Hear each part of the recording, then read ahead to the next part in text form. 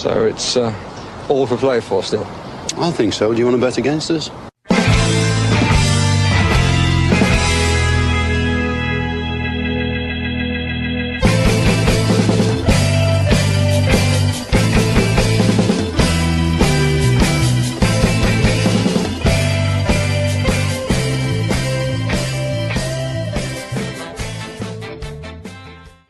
Hello, Aston Villa fans. Welcome to For the Love of Paul McGrath podcast. My voice is kind of coming back. It's a bit better. It was actually really good today, and then it got worse again. But we're getting there. We're getting there slowly but surely. Loads of you guys in there having a great chat. In the chat already. Tom has got the Christmas whiskey out. Love to see it. A lovely single malt. Great stuff. I could do with a drop of that for my throat at the moment. Turn the hat around. Get it on. You don't want to see my hair at the moment. But a big game today. Paddy's going to be joining me now in a moment. But a huge game today. Getting to the fifth round of the FA Cup shouldn't be a huge deal for Aston Villa. But through the course of the last 10 years, it's an absolutely massive deal because we just never get that far. So to me, I think it's like it's something that we really need to focus on today, and we need to get a result. Playing at home, obviously, as we know, is something that we like to do. And we play a lot better at home. And I'm really enthused. I'm really excited to see what this team is, just as the lad who's about to join me is as well today. Paddy, how's tricks? Good evening. Good to hear your voices back. It's nearly there. It was 100% this morning, but I've had, put it this way, very nearly didn't get to do this one today because that difficult second child was being very difficult. Put it that way. Terrible twos, huh? Oh my good God! Absolutely. I was trying to, yeah. Anyway, so I've been shouting at him, and therefore my voice is now back to where it was. But anyway, it's a bit better than it was anyway, so that's absolutely fine. Paddy, we've got about 2 minutes, a minute and a half before the team comes out. Have you had a chance to marinate on any of your selection choices since we spoke last time? Not really. I hear there might be a bolter of a young lad in the squad. So someone that hasn't been there before. So let's wait and see if that was a bum steer or not. Yeah. Very well be. Because we never spoke to each other on this. We do, so I don't know who you're talking about, and you don't know who I'm talking about. But we'll wait until the team is out to see. But anyway, will I tell you who I'm talking about? What? You didn't tell me, but you can if you want. Will I tell you? Yeah. Kocher. Did you hear Kocher? I heard Cole Ramsey. Out of nowhere was going to be on the bench. Even better. Kocher would be class. It would be great to have him on the bench. He scored a load of goals during the week against I get confused about all the games. Bristol. Wasn't it Bristol? Or was it Reading? Oh my God, I get confused about the two teams. Reading. Yeah, it was Reading. So be interesting to see if he's there. I think we should have a team. We'll find out in about 30 seconds anyway, I'd say. I think we should have just a picture of the man himself. Where is it? Here we are. We're up. We have a team. Oh, Jesus, come on. I don't know where it's my potato-powered internet, but I can see there's the Villa have a new post up there. It just will not pop up. And no, neither of us were right. We were both steered bumbly. Jamal Aloba is on the bench. Yeah. As is Marcus Rashford, as is Asensio, as in Maatsen, Bogard, Ziyech, and Olsen. But there, the man in the center of the screen is the one that we're all talking about because he was left out of the Champions League team. But great to see that he's been trusted up there to run the line himself from the start. Well, it's an interesting lineup, Paddy, because obviously Martinez, Garcia, Konza, Kamara, Dina kind of could have called that one in our sleep. But if Jacob Ramsey is going to be playing as a 6, that's an interesting one for me. And it's unlikely he's going to be playing there. Tielemans and McGinn makes more sense. 6? Pardon? Is it McGinn as 6? Oh, that's what I would have to believe. McGinn and Tielemans will play together. Ramsey from the left, Rodgers from the centre, Bailey from the right, and Mayland up top. You'd have to believe that. Because the only other 6 on the bench then is Bogard. And he's Um, covering centre half, surely. Are we only allowed 7 subs in the FA Cup? Well, I was just about to pull up Spurs squad, but then Spurs might only be able to name 2 subs because their injury was at the moment. So, I don't know. Well, how about I do should this? know, but 1, I 2, don't. 3, 4, 5, 6. No, there's 10, I think, on the Liverpool bench. 3, Yeah. 6, 9 on the Liverpool bench. So that's strange, isn't it? Why have we only 5 outfield subs? And 3 of them attackers, 2 of them defenders. Talk about leaving your like. You think that this would be a perfect opportunity for an Adam Borland or somebody along those lines to be in there. I don't know Or the whether players there's that we any. spoke about. Yeah. Yeah, and maybe because they played in such close proximity to this game, maybe that's why. But like, I know Asensio could probably cover anywhere from 6 up to 11, but you know, He's realistically not going to put Asensio are we on there. cutting off our nose to spite our face here by not putting a young fella on the bench? Yeah. I don't know. Could be a number of things. Could be a bit of illness. There Onana. could be a bug of. It could be just a case of him not putting the big man back in there and giving him another week to recover from the injury, which would make a lot of sense too. But I don't know. It just seems we're a little bit short, albeit we've got obviously our 2 new signings on the bench. We don't have a centre half on the bench, although Bagard can play there. Yeah, it's So we thought we were going to see maybe Mings back in the squad. So there's a lot of questions, as you say. Yeah, a couple of questions here. So Ben asked, "Where's Axel Disasi? He's cup tied, cup tied for this one." A couple of people mentioning about Kamara getting him out of playing centre half. I genuinely don't think there's any other option here. no, I much now as I love Bogard, and I've been here trying to steer people away from the abyss about him when he first started his career playing as a right back. You know, I'm not quite sure I want to see him playing centre half beside Konza in this game. Now, if you had somebody like Onana, where's Onana on the bench today? Wasn't on the injury list as far as we were told. We were told it was Barkley, Mings, Watkins, Cash, and another were on the injury list. So that's concerning. There's no Onana there. From the point of view of did he pick up another injury or something like that? Spurs have 9 on their bench as well. Spurs have 9 on their bench. Yeah. Let's go and get the Spurs team. Albeit I haven't heard a lot of them, but let's go and get the Spurs team. But still, I think I'm comfortable enough in saying, even though I would say let's not question Uno, I am comfortable enough in questioning him and saying 5 outfield subs with no recognised centre half and realistically no recognised centre forward, although Jamal Aloba could play there. There's a question needs asked in there, I'm afraid. There is. I think so. And I want to be a good answer. Yeah. It's the FA Cup. It's the FA Cup, look, and we know that we go and win this game today. I don't think anyone cares about the questions. Oh, 100%. Yeah. And I really don't care how the game ends up once it means we're in the pot for the next round. Whether that's extra time and penalties, that would worry me. So if just worry me because of what's on the bench, because we're going to need backup, and we're going to need to use the 5 subs. But if it's 1 in 90 minutes, I don't think anybody's going to question anything. Yeah, here's the Spurs team: Kinski in goals, Pedro Porro, Tanzo, Gray, Spence, Bergvall, Bentancur, Kulusevski, Moore, Tell, Son.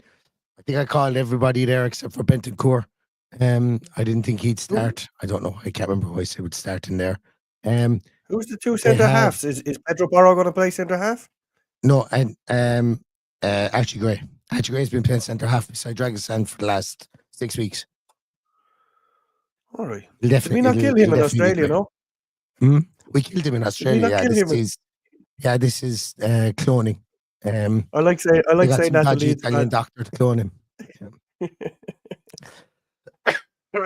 Their bench then is they have 2 goalkeepers as well, Austin and Foster, Ben Davies, Reguilon, Tom Hardy. Because it's coming close to Valentine's Day, they have Casanova on the bench, Basuma, Sarr, and Ajayi are on the bench as well. So a lot of young players there. 1, 2, 3, 3 young players, 2 goalkeepers, and 2 left backs and 2 central midfielders they have on their bench. So look, they have a bit more of a deck to shuffle with. But I thought that this is going to be a game for Mikey Moore. I thought this is going to be a game for the Dead Start Tell, and they have, and we'll see what happens now. Well, personally, I think it's a game that they need to win. That Ange needs to win. That I think he could be under serious pressure by the end of today if he doesn't. So I think a couple of risks may have been taken there with the selection, but time will tell. Obviously, Jed Spence and Porro, 2 decent full backs. I don't remember ever seeing Archie Gray playing centre half. So I can't really comment. The centre midfield is solid enough in Bergvall, Bentancur and Kulusevski. And then, when you've got Son in there, he's more than capable of hurting us. So, it's not as cut and dried as I would have thought when we were doing the team sheet tantrum with all their injuries. There's a couple more in there than I expected, and we'll just have to wait and see. This is a great point from Bear in the Garden. The UEFA Youth League out in Hungary is coming this Wednesday, and that could be one of the reasons why. But still, we have players in the under-20s as well. It's a slightly more important game, I think, to be honest. But anyway, I don't know for a 16, 17-year-old is there, to be honest. But I think I might have answered my own question. I was about to, but because they played on Friday, the 20s, I don't think they can play again on Sunday. Maybe not. I don't think they can. I'm not sure now. I don't know, is that rule gone? But maybe that's the reason. But yeah, look, like, is there anything against having a Ben Prodigy on the... Well, he's injured, but is there anything against having a Burrows? Patterson's gone out on loan. And that's probably it. Caden Youngs, the Pattersons, all those guys that have been on the bench this year, Sils Finkles, they all went out on loan last week as well. Yeah. So, the pot is smaller, I suppose, from that point of view too. Look, maybe I've answered Unai's question for him that I posed. Maybe I have. I don't know. So, Paddy, are we in for an Anthony Taylor masterclass today? I'm joking. Don't answer it. I'm joking. I'm only deflecting. That's all I'm doing. We got them 9th of February without me talking about them in advance, so I'm not going to start again today. I know. Obviously, the whole lot of them are bloody poor, and nothing that I've seen this weekend where they single-handedly gave Manchester United a lifeline and put them in the hat for the next round. We saw a number of things yesterday, a very dodgy handball leading to a goal, and I'm sorry if you're missing that. You need to go to Specsavers, or you need to hang up your whistle. And there's a few of them been shown up this weekend. Offside on Friday night for United. It's an absolute shambles. Absolute shambles. And for everybody that says the words, we need to get rid of VAR. No, we do not. We need to get rid of the people who are using VAR because they don't use it the way it's supposed to be used, and as a result, decisions go against the teams who they don't want them to go against, because I don't trust them. I believe that if Leicester had scored that goal the other night, do you think that goal would have been disallowed? I would put my mortgage on it that it would have been disallowed. Yeah, well, no, we know there's no VAR, but just before anyone says there's no VAR in the FA Cup, we know that. We're just talking about this is the reason why VAR should be in the league. Yeah, and I'm the same. That's why we need VAR. Yeah, because you go back to the days of Jose and Alex Ferguson bullying the league and bullying the referee and getting all these decisions, and you just saw it there again the other night.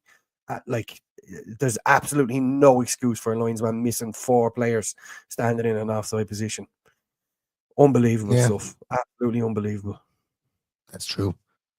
That is true. Come here, Paddy. One of the shining lights, one of the massive silver linings for this is when you 5 outfield players on the bench, we're probably going to see Asensio or Rashford for sure. We're going to see them. You'd have to think so, wouldn't you? Early enough.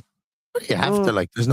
There's no way he's going to play Bailey for 90 minutes. Not in a sausages Sunday.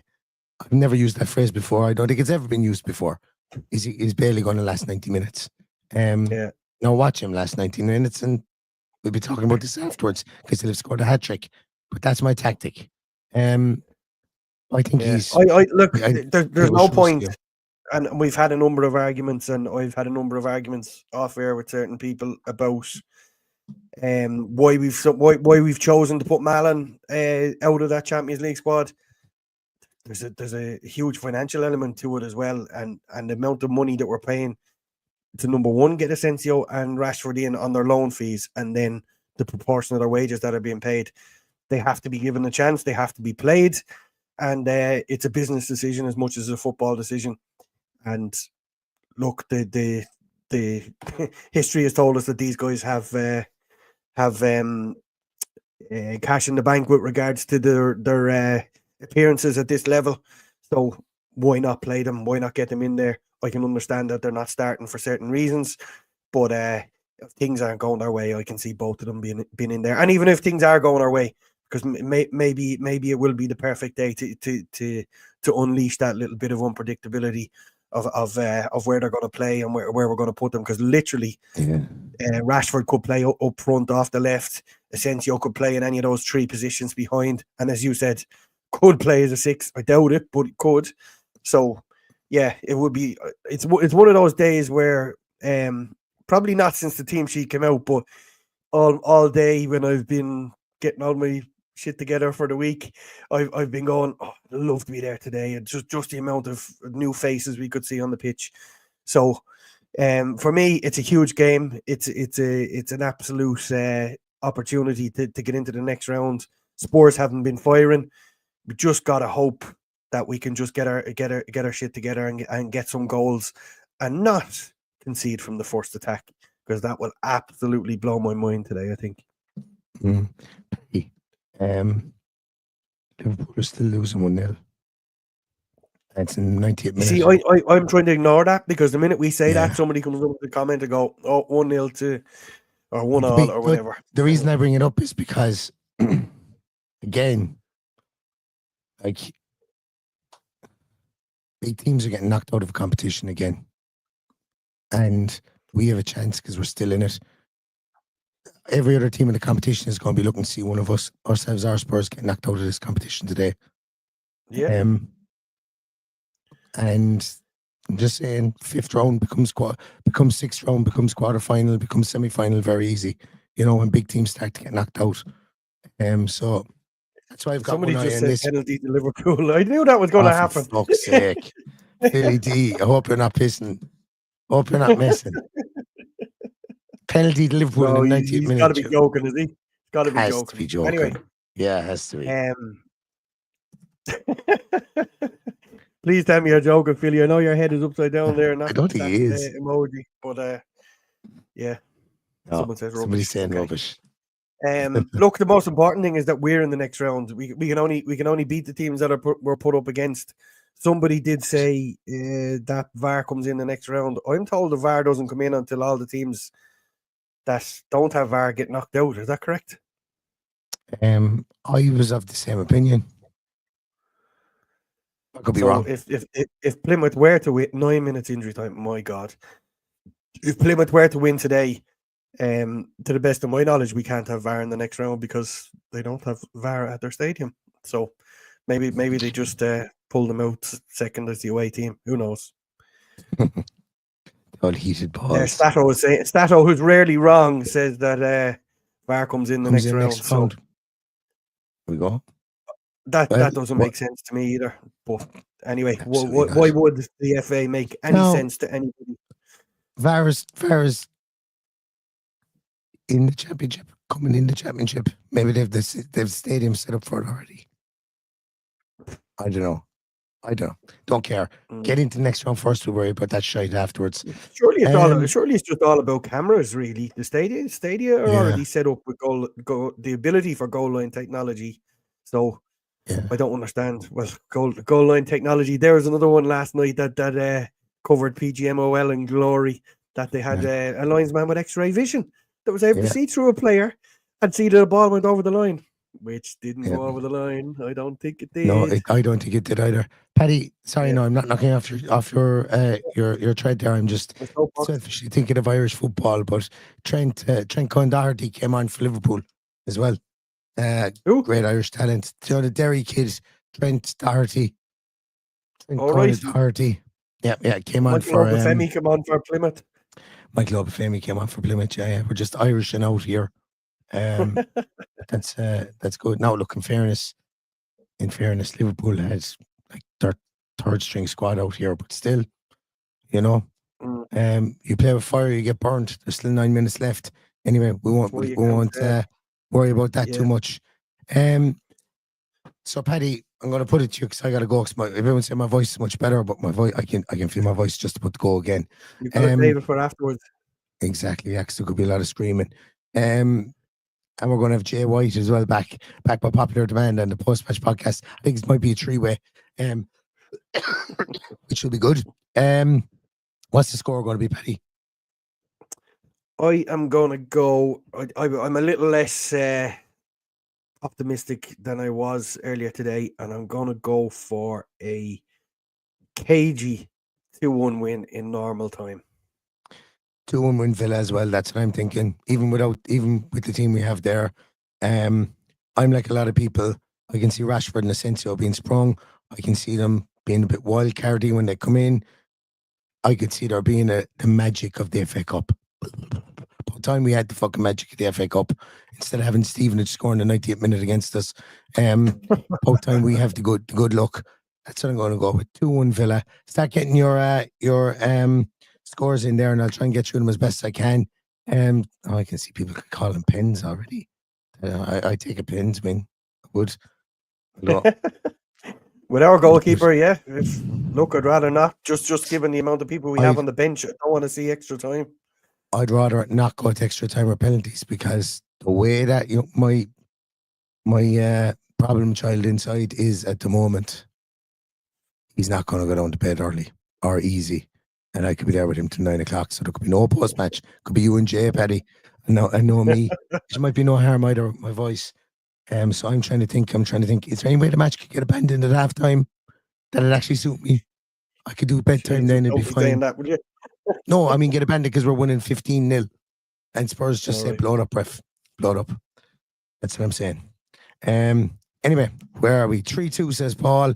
2-0 says Dave Lacey. 3-1 says Dream Villa. 2-1 says Sewer Sounds. 4-1 says Tyrone. Man, Tyrone, I hope you get better soon. Can't wait to see you back there in there at centre half, buddy. Spurs always lose 4-0, but saying that 2-2, Martinez wins on Penn says Greg. Marine Boy says 2-0. Jordan Levy's going with 3-1. 4-2 says David Dams. 2-0 says Stephen. 2-0 says Garrett as well, with Rashford coming on and scoring.